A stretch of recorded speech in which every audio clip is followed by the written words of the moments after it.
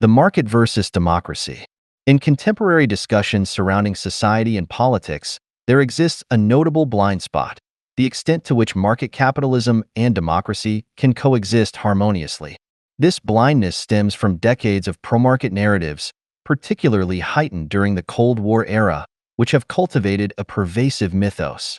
This myth suggests that the hierarchical structure inherent in our daily economic interactions, characterized by top-down control and bottom-up submission, somehow aligns with democratic values of choice, equality, and freedom. This assumption, though widely held, crumbles under scrutiny.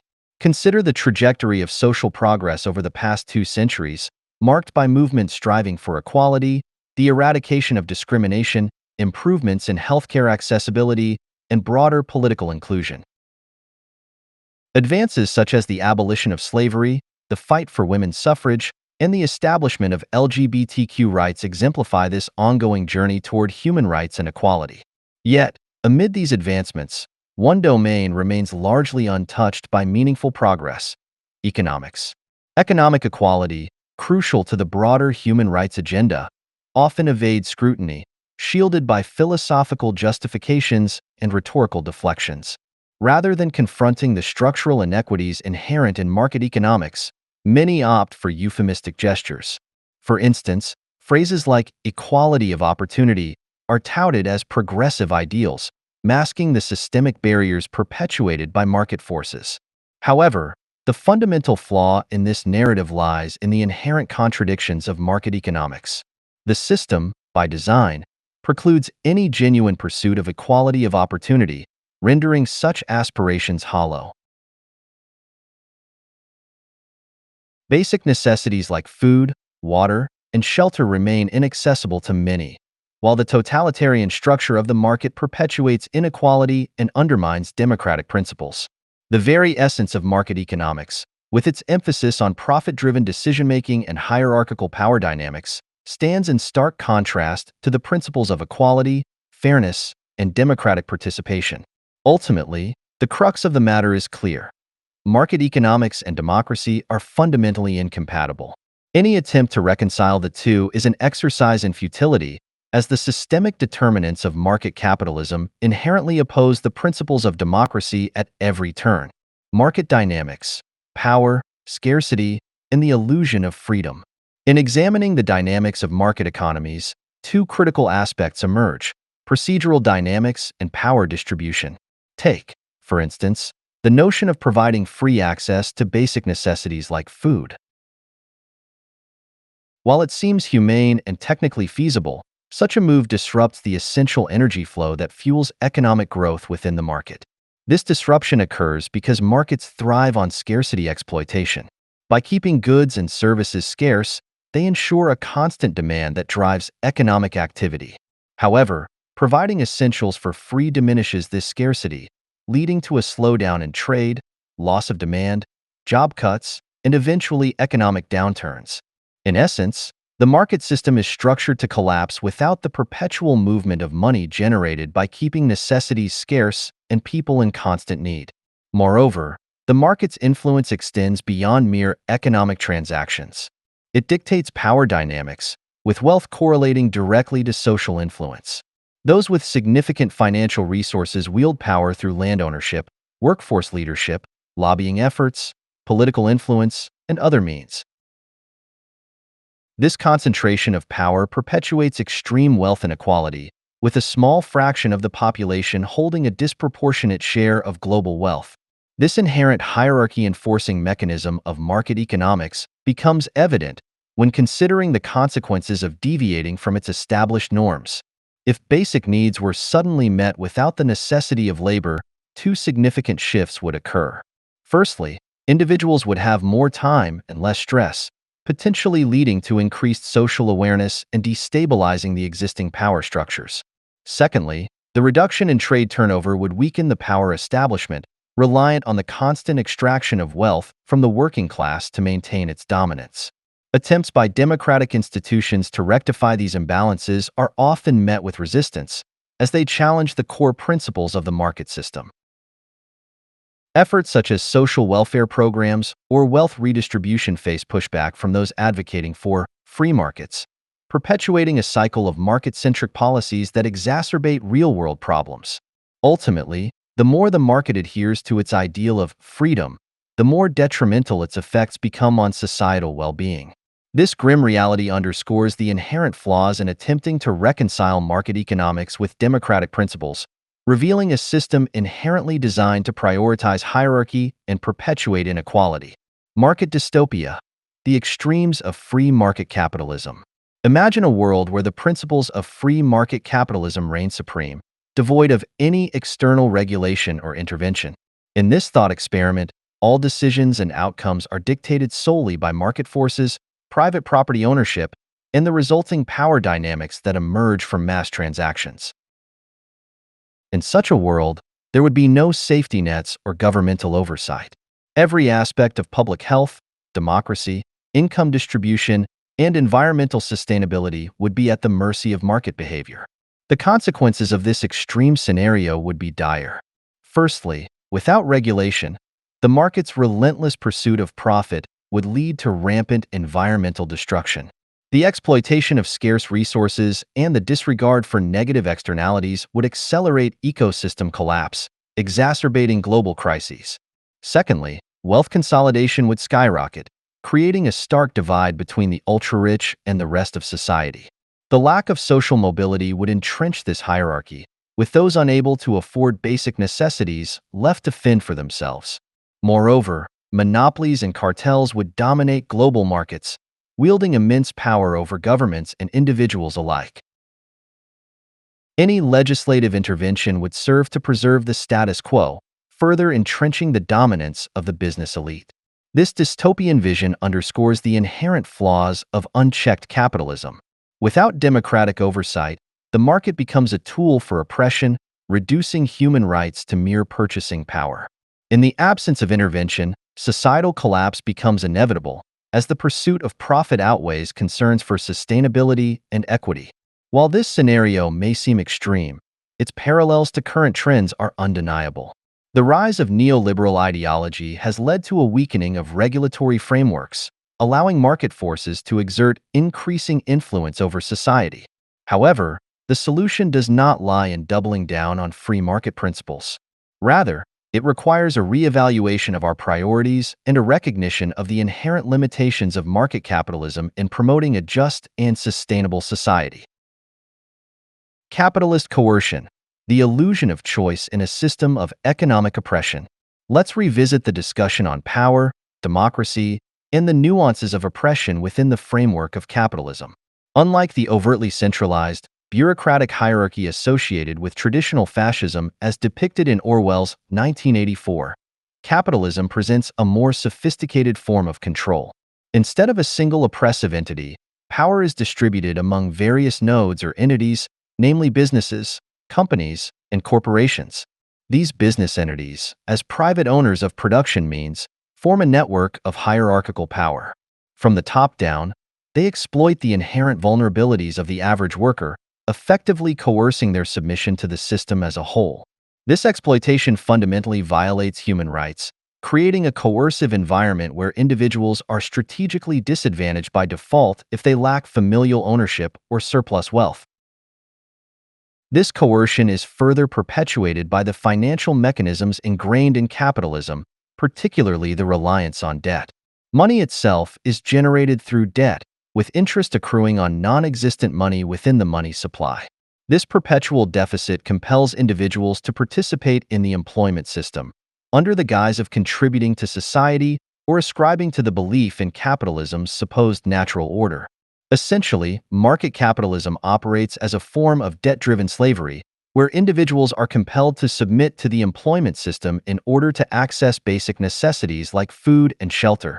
Despite the illusion of choice in selecting which company to work for, this system narrows options based on individuals' economically constrained circumstances and skills. In essence, the freedom to choose between employers within this structure does not equate to genuine freedom. It mirrors a reverse slave market scenario, where individuals must select their owners from a limited pool of options, regardless of the coercive nature underlying their choices. Unveiling the rise of free market dominance, capitalism's role in the resurgence of fascism. The central aim of this piece is to shed light on a concerning trend in global society: the increasing dominance of free market ideology, reshaping the world in its image with detrimental consequences.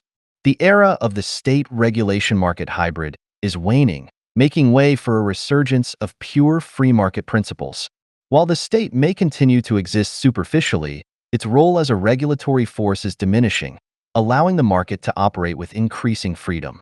In this evolving landscape, the state begins to resemble just another corporation, competing for its own business advantage. This shift is not a recent development. Conservative proponents of free market ideology have long blamed state intervention for social disorder, advocating for the deregulation of markets.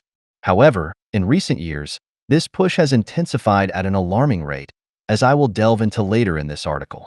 But before exploring these contemporary developments, it's essential to delve into theory and history to better understand the relationship between capitalism and fascism, as capitalism serves as the foundational precondition for fascism in today's world. The Red Scare revisited: capitalism's propaganda weapon. The emergence of the Soviet Union in the early 20th century introduced a potent symbol that has played a crucial role in bolstering the perceived supremacy of market capitalism: communism. Often used interchangeably with socialism or Marxism, these terms serve as convenient targets in defending capitalism. It's important to clarify that socialism, communism, and Marxism are not predefined systems. They lack a specific structure, map, or blueprint. Instead, they represent varying degrees of deviation from capitalist practices. Criticizing these ideologies as inherently flawed or dysfunctional is misguided, rooted in symbolic propaganda rather than substantive critique. The merit or critique of the Soviet Union's so-called communist structure is separate from broader ideological debates. Whether viewed positively or negatively, the USSR's system was unique to itself, shaped by bureaucratic decision-making rather than any predefined communist framework. Unlike capitalism, which operates within a measurable system defined by trade dynamics, communism lacks a shared code or inherent structure. It's more of a philosophical departure from certain aspects of capitalism than a distinct system in itself.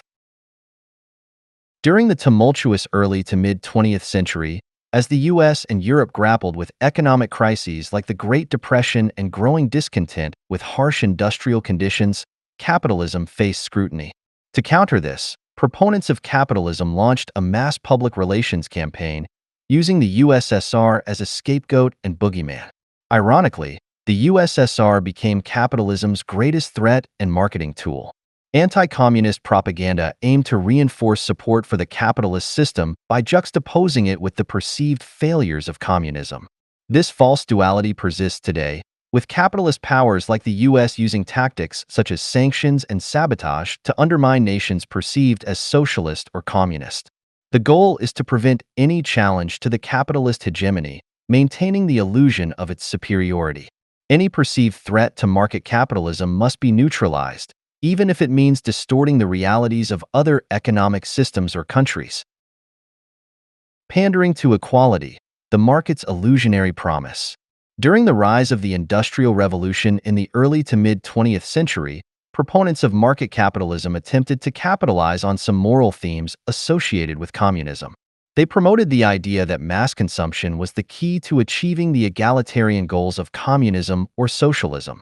This narrative, exemplified by John Maynard Keynes in his 1929 essay, For Our Grandchildren, painted a picture of private enterprise leading to shorter work weeks, higher wages, and the end of poverty through technological abundance.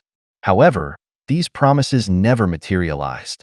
Market capitalism has not inherently adapted towards egalitarianism or improved labor rights.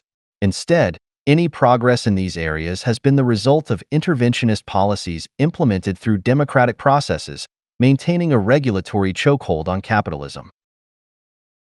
The illusion of increased human rights and equality has been perpetuated by rampant overproduction and consumption, which, while increasing living standards, has also been wasteful and unsustainable.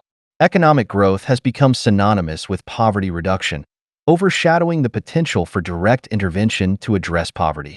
This delusional theme of marketizing every problem to avoid non-market intervention is pervasive. Attempts like carbon credits to curb pollution have failed, demonstrating the limitations of relying solely on market forces. Some even advocate for the privatization of legislation and enforcement, further blurring the line between state and market. In response to the harsh realities of industrial capitalism, regulatory measures were introduced to address public health and oppressive conditions. While these reforms were necessary, they also served to compete with the ideals of communism and win public opinion. However, with the fall of the USSR, the narrative shifted. Pro-market forces no longer needed to tolerate interventionist policies to counter communism. This led to a gradual erosion of regulatory institutions, labor rights, and social welfare programs. The goal became a return to a deregulated, laissez-faire condition, with the market economy seen as the savior and the democratic state as the new enemy. The spread of neoliberalism in the 1990s further cemented this orthodoxy, labeling any deviation from free market principles as undemocratic. This trajectory continues to shape our modern world, with market capitalism tightening its grip and dismantling regulatory safeguards in its pursuit of unchecked dominance. The fundamental debate: free markets versus alternatives. At the heart of today's socio-political discourse lies a pivotal debate, one that transcends traditional left-right or conservative-progressive divides. It's a clash between those who champion the ideology of free markets as sacrosanct and those who advocate for alternative systems, recognizing the inherent flaws in unfettered capitalism and calling for greater regulation or even systemic overhaul. While discussions often revolve around specific issues like abortion rights, police brutality, or political corruption, their roots can often be traced back to fundamental beliefs about the role of markets versus the role of the state in shaping society. This dichotomy is often oversimplified as a battle between individual freedom, markets, and oppressive coercion, state power, perpetuating complex belief systems with similar themes. However, amidst these debates, one critical issue often gets sidelined: environmental sustainability. Free market fundamentalism, with its emphasis on cyclical consumption and infinite economic growth, poses an existential threat to our planet. The relentless pursuit of profit at the expense of environmental degradation renders all other arguments moot. Moreover, the intrinsic structure of capitalism undermines democratic principles at every level, from the hierarchical power dynamics within businesses to the systemic exploitation of the common citizenry. Attempts to mitigate these harms through interventionist regulation have been met with resistance from market proponents seeking to preserve their perceived freedom. As we continue down the path of free market fundamentalism, two alarming trends converge: the inherent authoritarianism of capitalism and the escalating social and environmental crises. This toxic combination is likely to breed increased authoritarianism and fascism, fueled by fear, confusion, and misplaced blame. To counter this trajectory, we need bold structural changes and innovative economic alternatives that can replace the current system.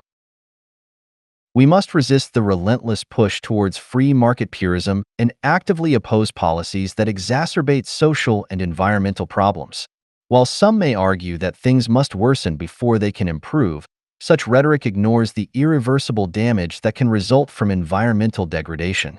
Without immediate action to address these pressing issues, any attempts at social or political revolution will be futile.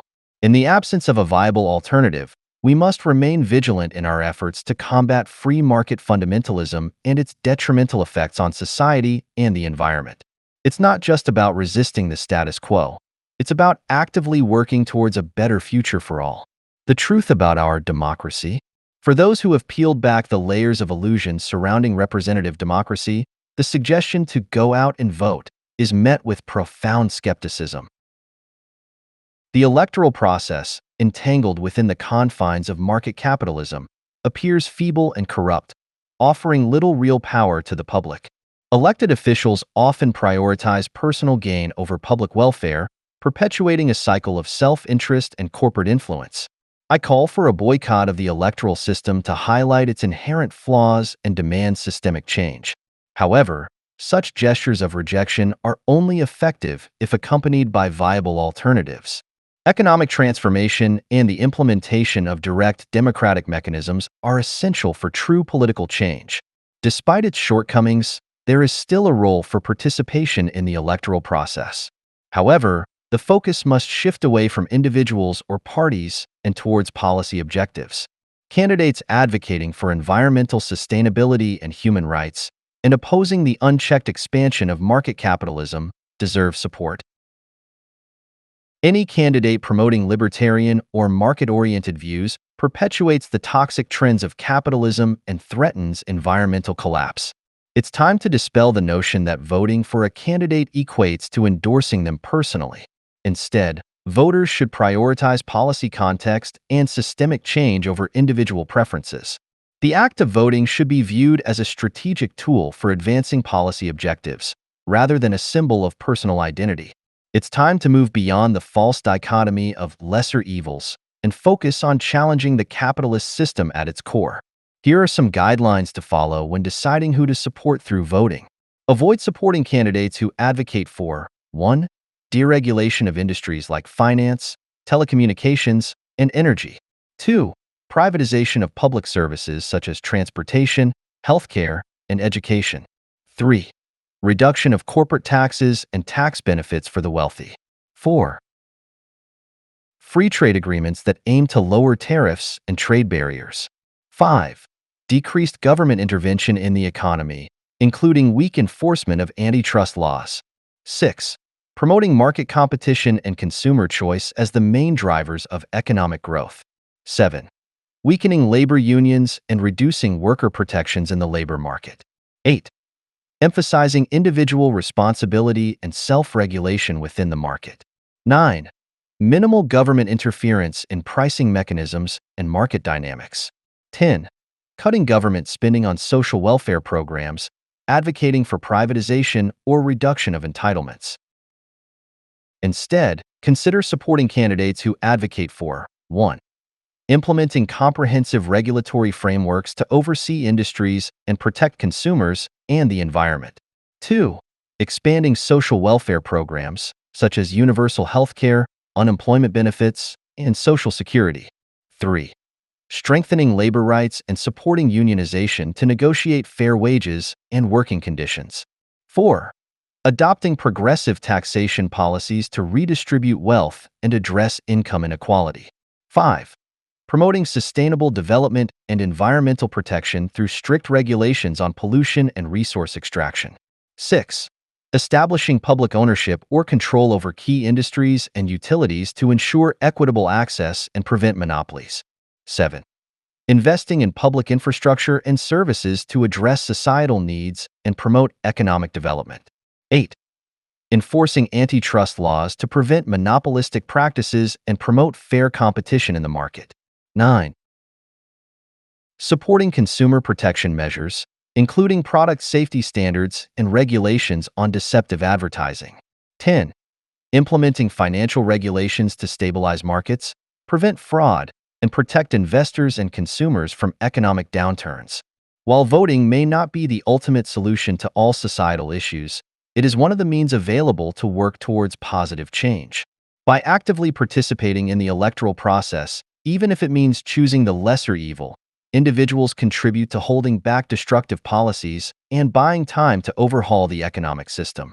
The ultimate goal should be to create a sustainable, egalitarian democracy that prioritizes human rights and resource distribution. Until then, it's crucial to resist the influence of market-driven ideologies and fight against policies that threaten the well-being of society.